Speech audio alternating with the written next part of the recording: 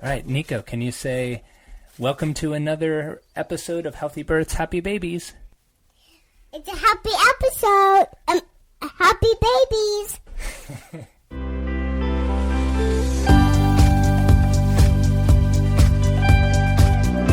Welcome back to another episode of Healthy Births, Happy Babies. I'm Dr. Jay Warren. I'm the prenatal and pediatric chiropractor here at the Cap Wellness Center.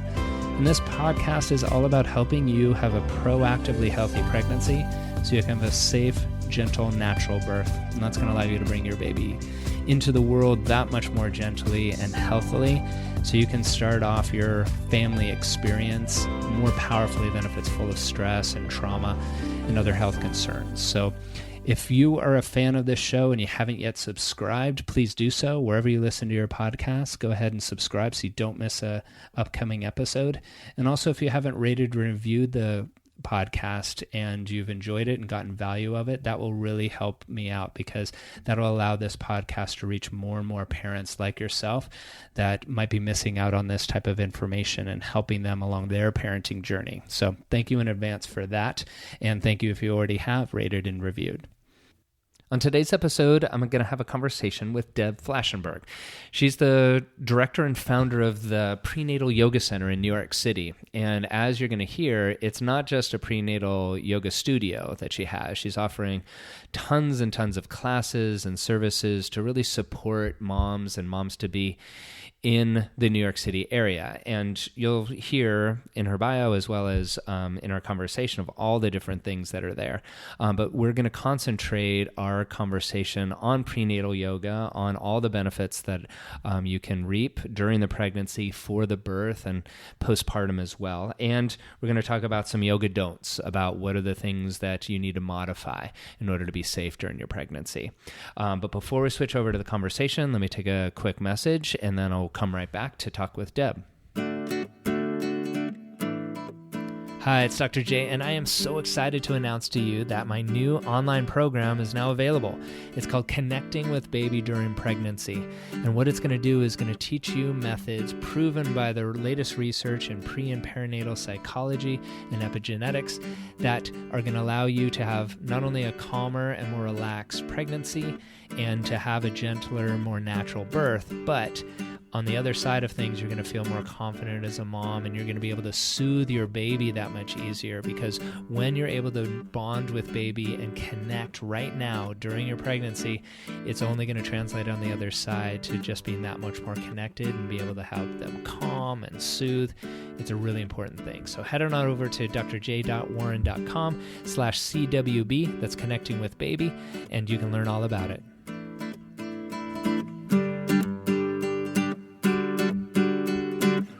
Deb Flashenberg is the owner and founder of New York City's Prenatal Yoga Center, and she's also the host of the podcast, Yoga, Birth, and Babies. She's been teaching yoga for the last 18 years and spent the last 16 dedicated to the pre- and postnatal communities. Deb leads prenatal yoga teacher trainings in New York City and around the country, and in addition to teaching yoga, she's also a certified labor support doula and a Lamaze certified childbirth educator. She's also the proud and tired mother of her son Shay and her daughter Sage. So with that, let me switch over to my conversation with Deb.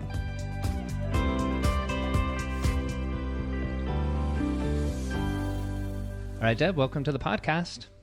Thank you so much. I'm really excited to be speaking with you. Yeah, well, it's great as a fellow podcaster to be able to connect with other podcasters and have a conversation, and especially with your wheelhouse being yoga and all related, obviously, to birth. You're going to really be able to teach us a lot. So I thank you for taking the time to connect and share your wisdom.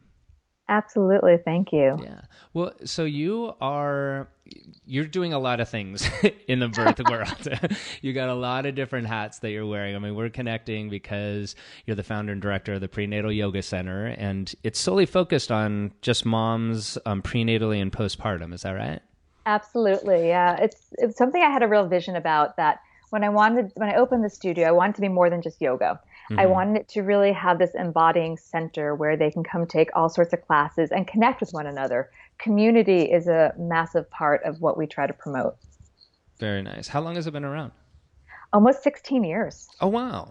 Nice. Yeah, it's been around for a while, well before prenatal yoga was really popular. So when I first started there wasn't much around. Even when I went to get trained to be a prenatal teacher, there was very little around. Mm-hmm. And so were you doing it just yourself? Do you have a team of people that started up and now you've acquired? Like, how did that all begin? Now I have a team. So I was actually teaching yoga at a different studio in a different style. And I was really disenchanted with the way it was going. And so I asked around, like, what do you think I should do? Should I do a different training? I feel like I want to get to really understand people's bodies and make this just for them. And someone happened to mention prenatal. And I thought, oh, that's a really underserved population. Mm-hmm. So at the time, and this was at this point about 17 years ago, I was looking for trainings and there was very few. The one I found in New York City only was a weekend. And I thought that doesn't seem like enough to learn all of, the pregnant body. So I found one in Seattle. It was a 10-day immersion program. I think it was about 100 hours altogether. So I went out there. I did that. I came back. I kind of hung my shingle and started. And what I realized is watching the students and watched how they moved and listened to their issues and their concerns. That's what taught me far more than just taking the training. And so that's how it started. Just I was renting a small room and I just fortunately had students that wanted to study and I went off. And then at one point, the place I was renting my room from needed to reformat their dressing rooms. They took my room away to enlarge their dressing room. Okay. So, trust me, it was a small room. So then I found my current space was just across the street from the other one. And I opened with a few partners, but over time I bought them out. And then over time I also started to bring in, I train teachers and now I have a staff of teachers and an admin staff. But for a while, it was me. I was cleaning the toilets. I was washing the floors. I was washing the mats. I was teaching all the classes. So started as a one lady show and now it's a bit more. Very nice. And so I want to talk more about prenatal yoga and specifics there, but you said as far as like community and supporting the moms that are there, like what other types of things do you do to create community? Are you offering other like classes and other services? We offer, we have a new mom support group. So that's for the after. We have a breastfeeding support. We have infant massage. We have postpartum depression workshops. We have baby sign language. That's the post. Mm-hmm. And the free part, we have caring for newborn, breastfeeding workshops, childbirth education, partner yoga and massage, infant safety CPR. So it's really a place that once they start to take their yoga, they know they have all of their classes available. And the community aspect, I think, happens from seeing each other in class. But we do something I think is pretty unique that every class we start with circle time. So pre and post. So the women say their name, how far along they are, or how far postpartum, and any aches, pains, or issues. That way other people can hear, oh, I'm having this pain, or oh, I'm feeling this, I'm having a hard time adjusting to this. And they can relate to one another and feel the support because they may not have a friend or a sister or a cousin going through this with them. They might be doing this feeling they're on their own, especially in New York City, where many of us end up there because of career or aspirations, and we don't have the family around. So we have to create a community and family. How interesting.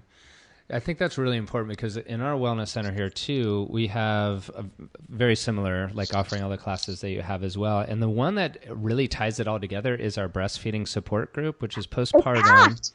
It's always packed. And the value that the women are getting, this is the feedback we're getting, because we've only been open for 3 years now, is this is a place that, I mean, yes, they're getting tips and help with lactation consultants on breastfeeding, but it's a place for moms to come together and kind of just share.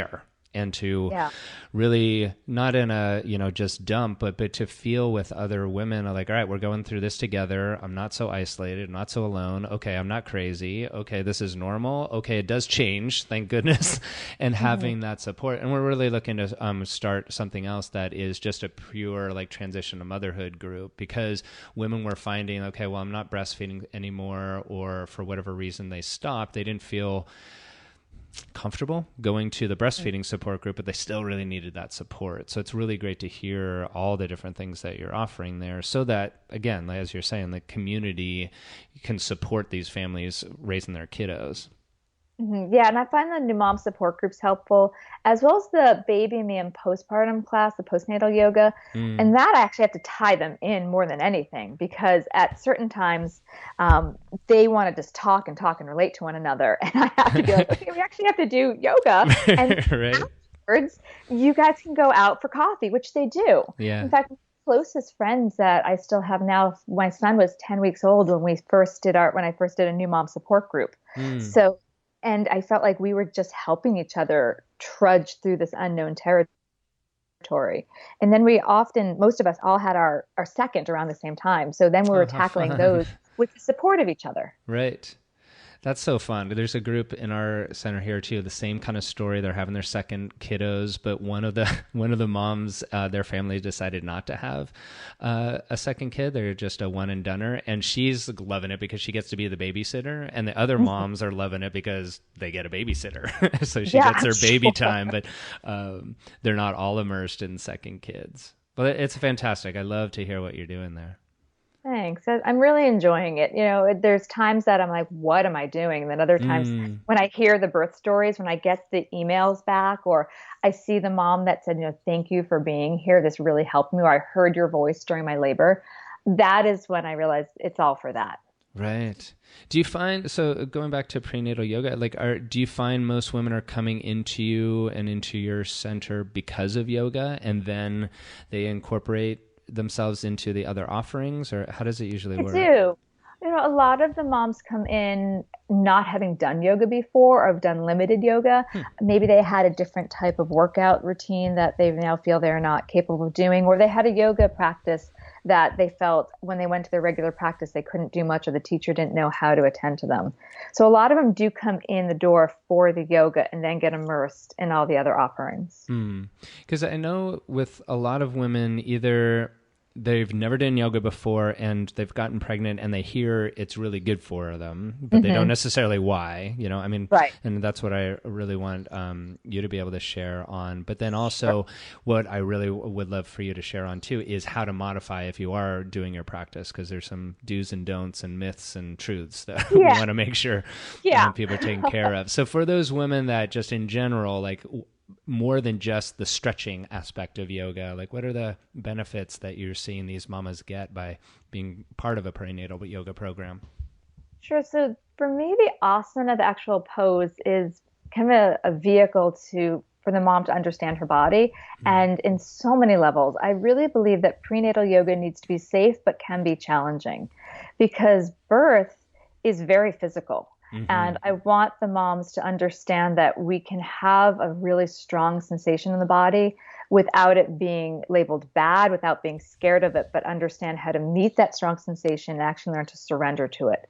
So instead of having a contraction come up and the mom just braces herself and tightens, then she can meet that and learn what are the coping techniques she can relax. So the asana is the vehicle for her to be safely uncomfortable and recognize, all right, every time I'm doing this, I start to hold my breath. That's not going to be helpful. And then start to talk herself through different pranayamas that we offer, recognize where she holds her tension, start to learn how to physically and mentally relax as she faces discomfort. I think the mental part's huge, so that if we keep thinking something's really bad over and over and over, it's just going to feel worse. If we can meet something that's challenging and, through mantras, maybe it's let go or I can open, then we can actually allow the body to open and deal with the sensation mentally and physically. So I think that's one part of it. The asana also can help the mom really balance her body. I think this is where it differs from other types of exercise in a sense, because, and I'm an exercise person. I will out myself. I was the crazy lady on the spin bike at 39 weeks, which was not my smartest move. So, I'm there too. But when it comes to the pregnant body, if the pelvic floor is balanced, if the pelvis is balanced, if the psoas is balanced, it's going to create more opportunity for the baby to go into optimal fetal position. So we work really hard about creating and teaching the women how to identify about their pelvic floor. Is it too tight? Is it too loose? How do we find balance? If you're having pain in your pelvis, let's address that. Let's try to balance your pelvis. So all of this can lead to a functional birth. We try to have functional movement leading to a functional birth. So those are the two ways that we use the asana. And the third is to really alleviate aches and pains. So if the mom's having pain during her pregnancy, it's going to make her uncomfortable. So if we can say, all right, you're having lower back pain or you're having carpal tunnel, let's include these asanas in class to try to alleviate that. So the asana, it's so different than a regular class where it's all about the asana. We're using the pose to teach the mom her coping skills, alleviate her pains, and try to get her body as balanced as possible. So it's kind of a different focus than your regular class. Does that answer the question? Yeah, absolutely. And I think that what you said about in holding an asana, holding that pose and being safely uncomfortable and practicing that is absolutely huge, because we teach that in our classes. One of the mantras is, I can do anything for 60 seconds. Oh my God. Yeah, absolutely. We do this one called the mock contraction. It's a wall squat for 60 seconds. And I want them to experience what 60 seconds looks like. And that while it may sound huge, or it may even feel huge at the moment, it ends. It's not just this one arduous experience. That's great. I mean, and I think that mentally going into the birth takes away a lot of the fear that can come up naturally, especially if it's your first time. I love that. And especially and then going back into balancing the body, the psoas muscle is something that I, as a chiropractor, are working on all the time prenatally, because that can really alter fetal position and making sure the pelvic canal opens up properly for birth. And again, and then coming back to community feel of the classes, having all these women coming together, we notice in our classes, there's a lot of women that are they all are around the same time due, so they're coming in the different classes and building that bond there. How soon do you recommend a woman starting going to a prenatal class versus a regular class if they're already practicing? It really depends on what she's comfortable with. We have some women that really early on, even their first trimesters, say, I don't know what I should be doing. And my teacher doesn't seem to be knowing. And my body's changing. So some come really early. Some come, they're like, I really still want to do X, Y, and Z, and I'm going to keep going to my regular. So it really depends on the woman and what she's looking for. I know in my second pregnancy, I focused on things very differently than my first. And I think that's a mind shift too. The first might be there could be some resistance. I know for me, my yoga practice is something I'd honed and I was really proud of. So to have to give it up was more about my ego and my pride. My second, I was like, let's change it up right away. And as a chiropractor, I think you'd appreciate it if we keep the body too hard. As you mentioned, it's harder for the psoas and the pelvis to be balanced. And I see that happening with so many women. They stick to their regular practice or their regular fitness routine, and they haven't surrendered. And that often leads to a harder birth. Mm-hmm. Right. So, especially if the pelvic floor is overtoned. It might be strong, but it's too tight. Yeah. And I believe that's what happened with me. And so come my second, I focused on things very differently. And I saw a chiropractor starting at 36 weeks. And I credit her for making sure everything was balanced, because my second one was so quick compared to the first. Was it? Yeah. And that's why I am a huge proponent of the patients I'm seeing is doing yoga, because with the adjustments, we're creating neurological balance and pelvic balance, but we're also creating more movement, and we want that anchored in so that it stays. And so by using the yoga in a safe way, then the brain gets an idea of, oh, this is how I'm supposed to move. Oh, this is what balance is. It's more likely to stay. And as you were saying, getting to know the body and to feel, the pelvis, how your movement is going to benefit you in birth. And we want that proprioception really firing well so that everything can be as integrated as possible. You can listen to baby's giving you the signals, you're hearing them, and have just a really powerful birth rather than something left alone getting in the way. Absolutely. And some of the yoga poses can actually be more detrimental for the pelvis. If a woman's having SI pain and she keeps doing Warrior One and more the classic way, that's torquing her pelvis. And pigeons, the same thing. So learning in yoga what is going to be supportive and learning how to modify them, which kind of brings me to the yoga don'ts, which I think you asked about. Yeah, let's jump into those. Yeah. I think one of the biggest changes that people don't think about is the hormonal change, the progesterone, the estrogen, the relaxin, and those are softening from the connective tissue to the ligaments, tendons, the smooth muscle tissue. So while the body, especially that first trimester, may look pretty much the same, it's changing. It's getting more unstable and softer. So I don't really believe in the idea of oh, if you did it before, you can keep doing it because the body's already changing. Mm-hmm. And I call it borrowed flexibility. If all of a sudden it's like, wow, I had no idea I could stretch that far. You probably shouldn't. Right. It's the borrowed flexibility. So I think if someone's not aware of that and aware of their body, then they can lead to injury. And as I tell I go to different teacher trainings and I teach the prenatal part, and I tell them, you're likely not going to hurt the baby, but you really can create overstrain with the mom, and that can create some problems down the line after her birth. If we created such instability in the pelvis or just in the ligaments and tendons, if she's more wobbly in her ankles and she's doing something that can overstrain them, then that's going to cause the mom more problem after. Mm-hmm. So I'm really mindful that the body's different from the very beginning. And then also just being mindful about, as you mentioned, the overly tight pelvic floor. There's actually a class out here, I can't believe it's called Pumping Kegel. And it feels like it's just making people think it has to be crazy strong when we want balance in the pelvic floor. Right. I see a lot of people still doing, and if I'm taking an open level class, I never speak up. It's not my job. They're not there to see me. But if I'm taking an open level class, I've often seen women do these big, deep back bends with this big belly.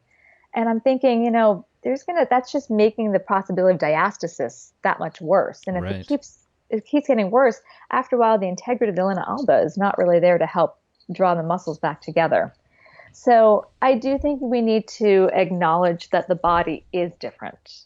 And even though someone might have done something beforehand, it may not be appropriate during pregnancy. And that's, again, I think it's really hard emotionally to find that transition. And that I think it's the first step of parenthood is sacrifice and accepting change and transition. Right. Which is a challenge for all of us parents because it keeps on going, right? Yeah, it doesn't stop. Right. It doesn't stop. But as you said really perfectly, it's a great start, a great practice to understand, okay, things are different now. It doesn't mean it's bad. And here's that lamenting of old self happens, that's life, but having something of a day-to-day practice or even a weekly practice of tapping in with your body, tapping in with baby to be able to see, okay, how are things changing and participate in it rather than feeling depressed about it. And sometimes. Yeah. And it's also the idea that, body's changing and what is the purpose of the practice? Because after a while, the practice, it's about, again, I keep going back to this idea of functional birth, having been a doula and watched unfunctional births and having had a very long unfunctional birth that I was fortunate. I was with a midwife. She gave my body time to open. She gave my son time to turn, but not everyone has that. And so if people are continuing these asanas for just the asana and for themselves, they can lead to more imbalance and even breach. I remember having a student come in. She's like 38 weeks. She's a very advanced yogi. And she's like, my baby's breech. And I'm like, well, tell me about your practice. She's like, every day I do a 10-minute handstand and then 10-minute headstand and then shoulder stand. I'm thinking, well, you keep going upside down, like over and over. So, we want to set the intention that baby goes head down, not you always going head down 20 minutes a day. Right. So, it's about looking about the intention. How is the practice serving the mom and baby? Was she doing that? Do you know, was she doing those headstands because she was kind of doing advanced spinning babies, like trying to do inversions? No, it wasn't that. No, and I totally get that. I love spinning babies. I spoke with Gail Capelli on my podcast. I know that going upside down helps encourage.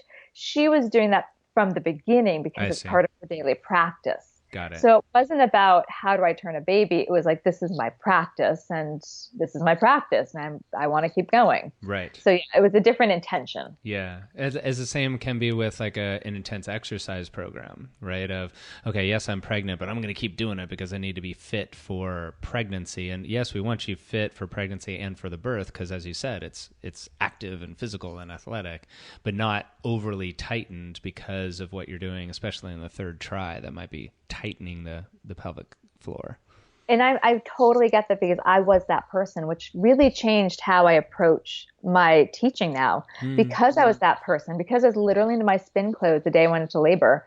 I remember it was like the 8:30 class. I'm like, I guess I'm not going to get there because my contractions start. And if they stop, I'll hit the 9:30 class, which they didn't. But because I was that person and I understand it, it made my labor and my healing postpartum very difficult. And from that, I learned more about balance. And I had a midwife at the time. I had a doula. I had an OB. And none of them said, hey, maybe you should get off the spin bike. Let's look at what that's doing to your body. Right. And so from that, it educated me because I had to go to PT to repair everything. It taught me how to approach yoga and exercise in a different manner that's going to support the birth. Right. And I'm sure you're in that space, you're coming from a place of like, all right, I'm super healthy. I'm still working out. And I like checked my heart rate. I thought I was doing the right thing. Right. It just made the birth go a little more sideways than you wanted. As his head was slightly sideways. Was it really? Literally? Wow. It's like a little asynclitic there. Yeah. Right. Well, I worked with a couple of CrossFitters that would not give up CrossFit during their pregnancy, and I kept encouraging them to modify, but they were doing box jumps and wall balls still all the way throughout as a point of pride, especially within the CrossFit culture. That's pretty significant. And both of them, their pelvic floor was so tight, it never opened up. And they both had cesareans because it just never opened up. And they were mad, they were fit for birth and they could have rocked it in the same way they would their workout. But unfortunately, it didn't go the way that they wanted. And thankfully, those two coming in specifically came in the next time modified a lot, and those second births went that much better, and they were able to do VBACs, which is fantastic. Yeah, I mean, that's literally the story, my story, and that's so many people's story. And unfortunately, some of us have to face that. So I'm now trying to help women not have to face that. Some women will have to. That's just their path. Exactly. And that's just, their dharma. But, if I can help women find a more functional body, a more functional birth, then I've succeeded. And I know it's hard. It's really hard to face the letting go and face the body change. And I think that's, it's a society thing too. Like so much we see about pregnancies, like you should have a little bump and everything else should be the same. And that's not realistic. And I think I was striving for that and it did not serve me well. Mm-hmm. Well, then, as you were saying, too, about even postpartum, we haven't really talked about postpartum yoga. There is that pressure of, quote, getting your body back by 6 weeks, that pressure that can really be detrimental to psychologically as well as physically trying to do too much to afterwards. Yeah, the pelvic floor may not be ready to get back to, most of the time is not ready to get back to pre-pregnancy activity. I have a lot of students that come in and we don't let them, if they had a cesarean, we do not let them come into postnatal or baby and me until 6 weeks. Because it's major abdominal surgery. Yeah. And we need to honor that. If they had a vaginal birth, then we want the bleeding to stop so it doesn't start up again. And then we're reminding them, we have to be mindful of what we need to focus on or repair. And I have a lot of students say, I tried running and I just peed myself the whole time. And I'm like, clearly your pelvic floor is not ready for that. So I do think we have to respect that the body had a massive change and it's in a healing process, and to love and respect the body for what it was capable of doing and for what it is doing, especially if a mom is breastfeeding. It's exhausting. It's a lot of resource from her body, and caring for this new little baby takes a lot of energy. So if the mom's going to be a little bit more loving towards themselves as they are towards others and their child, I think it would really help them in the postpartum period. Yes. And, going back to prenatal, I just can't help but think if you have the body balanced, you're participating in this practice daily, it's going to allow the birth to go that much better. So then there's going to be less on the other side to heal. And so that's something that I try to connect the dots of all right, if you're wanting to do all of this and get back to life, and that's a whole other conversation of life. It's going to be different with the kiddos and in a great way. But to say, okay, all these things you're doing prenatally isn't just, for a pregnancy experience, it's for your postpartum, and to be that much more engaged with your kids because you're going to be able to be focusing on them rather than having to heal injury. Right. Like the two CrossFitters that end up having a cesarean, healing from an abdominal surgery takes a lot longer physically and emotionally than healing for most part of vaginal birth. Mm-hmm. So while they may have had the intention of stay fit, they prolonged themselves from getting back to what they love, which is the CrossFit, because of the surgery. Right. Well, what are the main things you'd like the women listening to this episode to take home from this, either in a yoga perspective or even just as a mama-to-be perspective? would say to enjoy and savor the highs and know that the lows will pass. Because sometimes we can get caught in the lows and be like, oh my God, what am I doing? This is forever. How am I going to get through this? And we don't always savor the highs. So those moments in pregnancy where you're feeling great, really enjoy that and just be in the moment. And same with parenthood. There are times like this morning, both my kids were playing beautifully before school, which was a rare moment. So I just stood there and I enjoyed the silence, because within moments when I said we had to put our shoes on, there was a low. So Right. Savor the highs and know the lows will pass. Oh, that's beautiful. What about for like the little kiddo that might be listening in mama's belly as they're getting ready to do a prenatal yoga class? Like, what words of wisdom would you like to listen to a little baby listening? Know that your parents love you. They will make mistakes along the way. You won't always see eye to eye, but they love you. Yes, we do, babies. And sleep lots too, right? Sleep, sleep, sleep. Oh, sleep, which will help them love you more. Right. Well, Deb, thank you so much for being here and sharing everything. I will also put your podcast in the show notes so people can link over to that. It's not just yoga center. You have great guests on there, great episode topics. So I know people listening to podcasts love listening to as much as they can. So it's a great resource for them as well. Thank you so much. I really appreciated talking to you. Thank you for joining us today. For more information about this episode and other natural childbirth and parenting topics, please visit us at capwellnesscenter.com or message us on our Facebook page with any questions you might have. We here at the Cap Wellness Center look forward to helping you and your family be as happy and healthy as you can be.